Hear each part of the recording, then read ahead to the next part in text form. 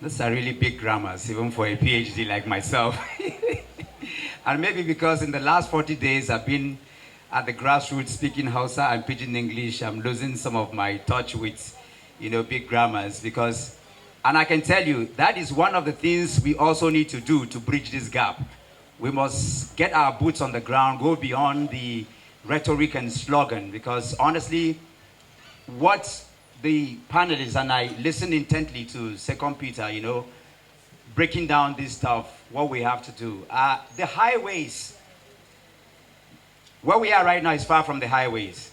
I know that I know that I'm very thin, but I've become a lot thinner in the last couple of days and months. And that's because I truly believe in democratic institutions and governance. And I say this without any pride. I've lived in the most important part of the world, from London to DC to New York, everywhere comparable to AMAC globally. And I know that people don't know that where you are seated today is the most important geographical part of Africa. This is the symbolic, the most significant place. And talking about partnership, a few months ago, I had the opportunity to sit with the president of Rwanda and having this partnership we're talking about. I was one of those young people who helped in terms of the recovery of Rwanda 15, 12 years ago. I was in Rwanda almost every other month. And in the space of 9 months, 9 years, returning back to Rwanda again, it's almost unbelievable. Kigali is finer than anywhere in Europe. And this has to do with this question. It is, what did Rwanda do? How were they able to? This is what we're talking about. Do we really believe? He said something that it is because we believe that's why we're here. And Papa, I will say this, and I won't even beat around the bush, even for the opposition, as part of the alliance that must be built to hold true to our democracy. For the opposition party, it's not 2027. It's the AMAC election. It's more important than the 2027 general election. Children were out of school in the FCT. Over 4 billion disappeared. Sometimes we are looking, the democratic dividends are not high heavens. People in the FCT don't even know the difference between what the minister is supposed to be doing with what the councillor or the AMAC chairman are supposed to be doing. Opposition people, what is the job of a councillor? Is one that by the time he's done counseling with you, with families, he can de-radicalize bandits. We don't even have councillors in Nigeria. I have a friend in Cornwall. She's a councillor of Cornwall. She's a Nigerian. We speak every other day. These kinds of partnership, I'm inviting her to come here. She actually took me to the mayor of London. She's a councillor, somebody who is a PhD holder, a high-profile person, but became a councillor in the United Kingdom.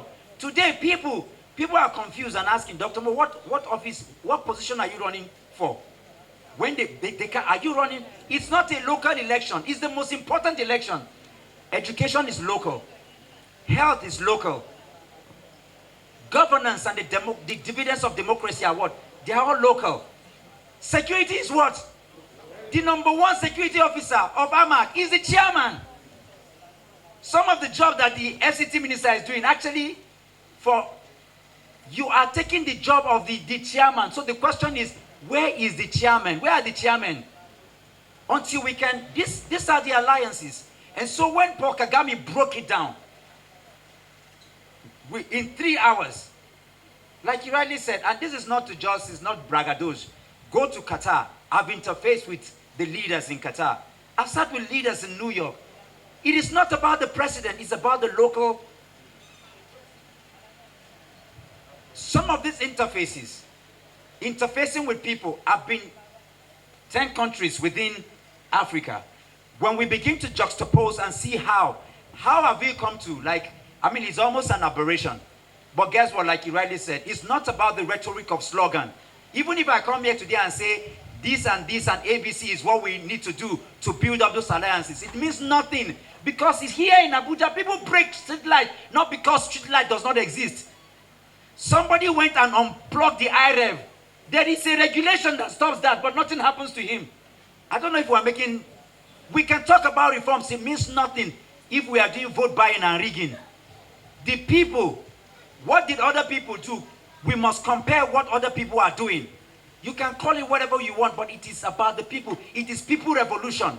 What they did to stop other people in other countries, it's what we must also do to ensure that we stop what? The authoritarianism.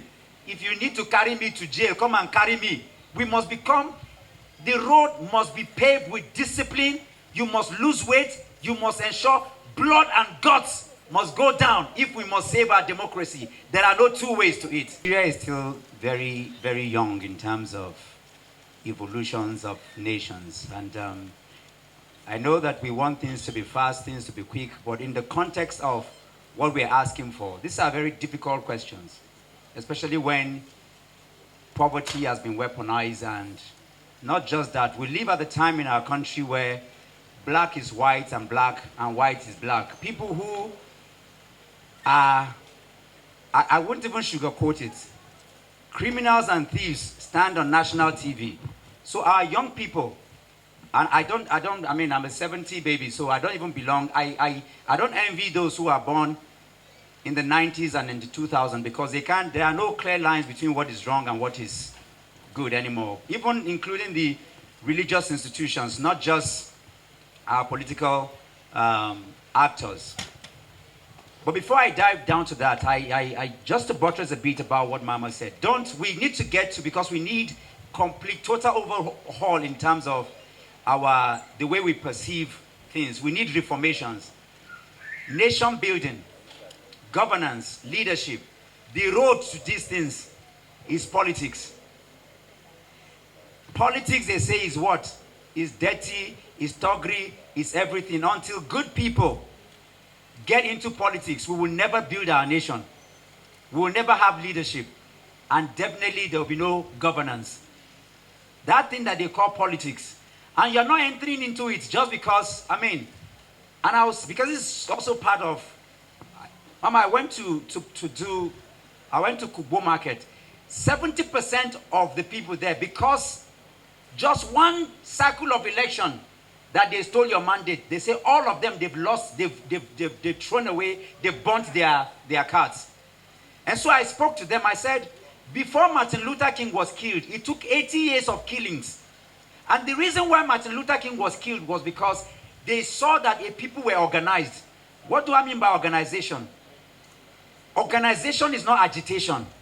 Organization is not advocacy.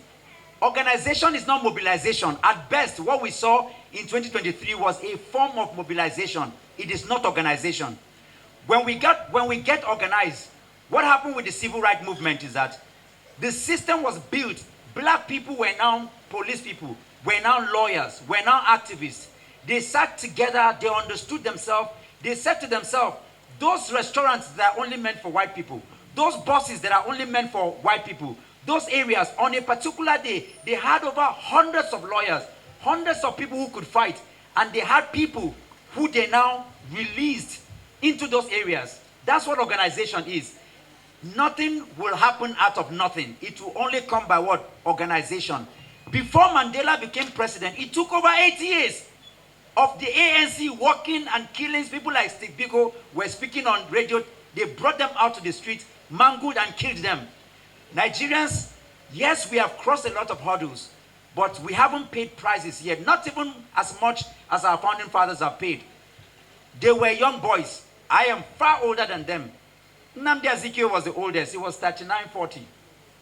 Tafawa Balewa, Obafemi Awolowo, all our founding fathers, different people, different religion.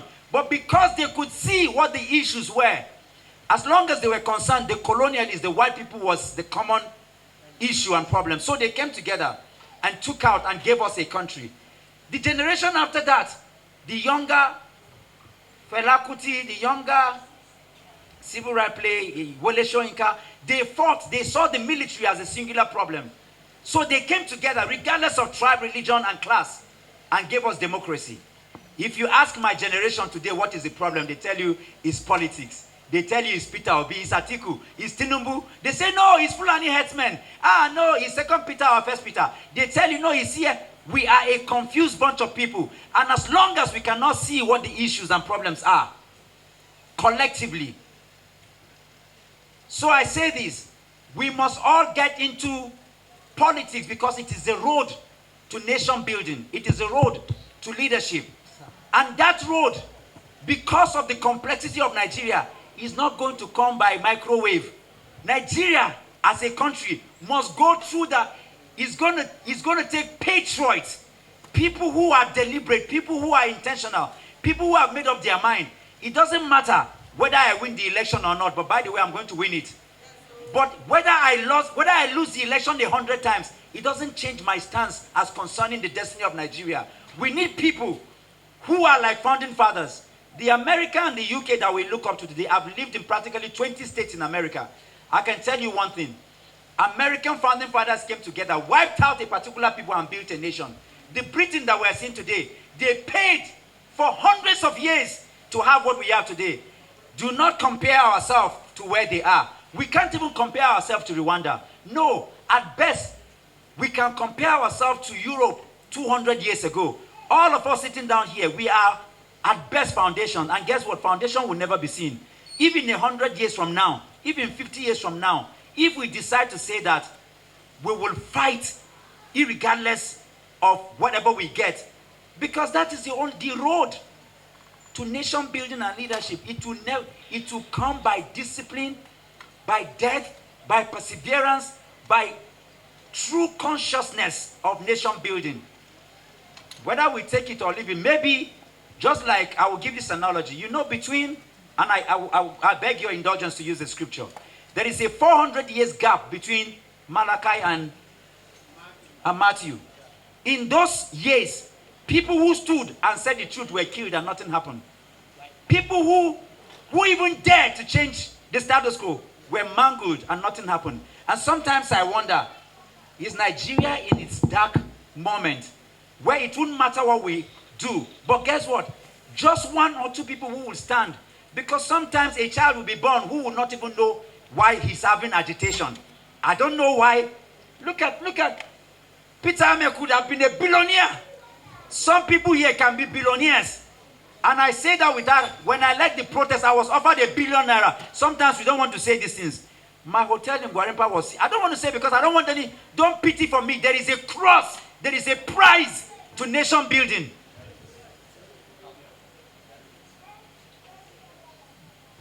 That price cuts the day we have a Nigeria where, as I'm speaking right now, you're not looking at ADC or PDP. The day when somebody is speaking, you're not looking at Igbo, Yoruba, or Hausa. The day somebody is speaking, you're not judging him, whether it's a Christian or Muslim. But you can see the future of the country. You can see solution. That is the day we've gotten to the fulcrum where we can go beyond vote buying, beyond rigging, beyond the manipulation. It will not matter if they gather together. The day we see a future beyond the present status quo. Where we are is so bad. No, I mean, if I'm traveling to Lagos and I enter inside bus, and I know that in Lokoja, criminals are going to shoot me, it is better that in my bus, I have some criminals that have gun. Because those criminals, they will help protect me from the other dangerous criminals. The point I'm making is that the salvation of our country is not just going to come from pure people. If certain people have done wrong and even acknowledge, it is so bad that people have done wrong and they refuse to acknowledge that they are shoving it on our faces. As long as somebody will even agree to help to get us to our destiny. Because, you know this, where we are, and I learned this it was from Rwanda.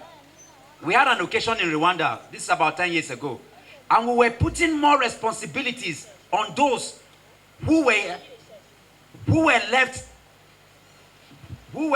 victims of the violence.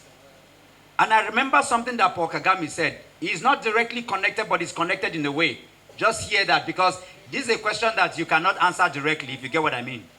Now, there were a lot of people who were mangled and left half dead in that hall. But those who inflicted those pains were children who were people who were homeless.